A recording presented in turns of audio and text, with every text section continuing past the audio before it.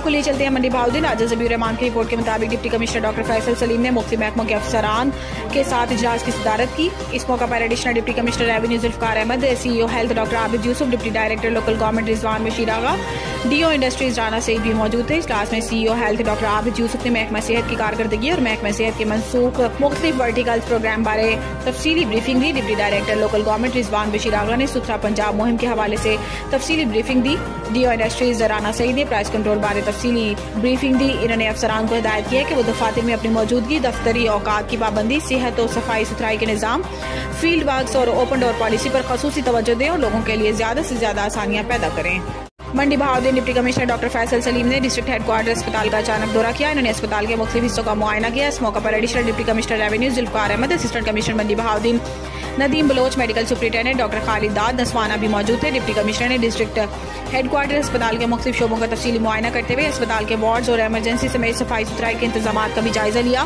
Deputy commissioner نے مریضوں اور ان کے لواحقین سے خیریت دریافت کرتے ہوئے ڈاکٹرز اور طبی عملہ کے رویہ، ادویات کی فراہمی اور دیگر طبی سہولیات کے بارے میں دریافت کیا اور اپنے اطمینان کا اظہار کیا۔ ڈپٹی کمشنر ڈاکٹر فیصل سلیم کا کہنا تھا کہ صحت عامہ کی سہولیات کی فراہمی حکومت پنجاب کی اولین ترجیحات میں شامل ہے۔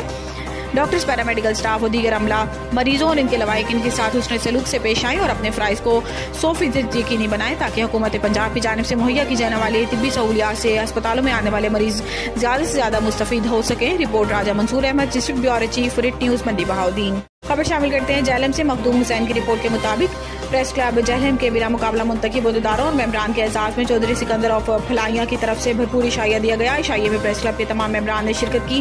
صدر پریس کلب ڈاکٹر سہیل امتیاز خان اور تمام ممبران نے چودھری سکندر اور ان کے بھائیوں کا شکریہ ادا کیا۔ تفصیلات کے مطابق گزشتہ روز جہلم پریس کلب کے عہدیداران اور ممبران کے اعزاز میں چودھری سکندر آف پھلائیاں کی طرف سے پرتکلف عشائیے کا اہتمام کیا گیا، جس میں الیکٹرانک میڈیا اور پرنٹ میڈیا سمیت پریس کلب کے تمام ممبران بھی مدعو تھے۔ چودھری سکندر پھلائیاں نے بھرپور مہمان نوازی کی۔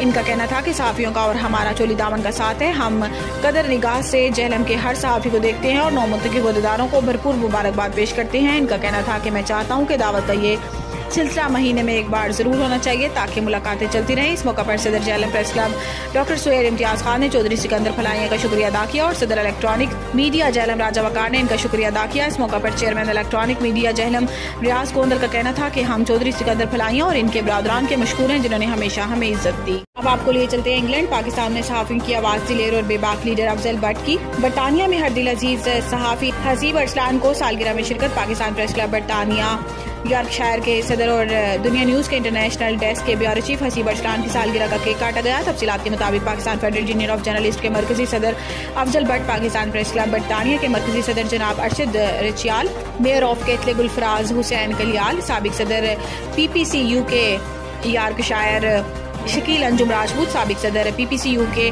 Manchester region Majid Naseem, Manchester کی معروف سیاسی و سماجی کاروباری شخصیت Syed Khalid Abbas Shah, secretary general P P C U K Yorkshire Hassan Tahir, member مجلس عاملہ رئیس فیاض راجپوت اور پیارے بھائی راجہ اسرار یونس خوشی کے ان لمحات میں شریک ہوئے اور حسیب ارسلان کو نیک دعائیں دی اور مبارکباد پیش کی۔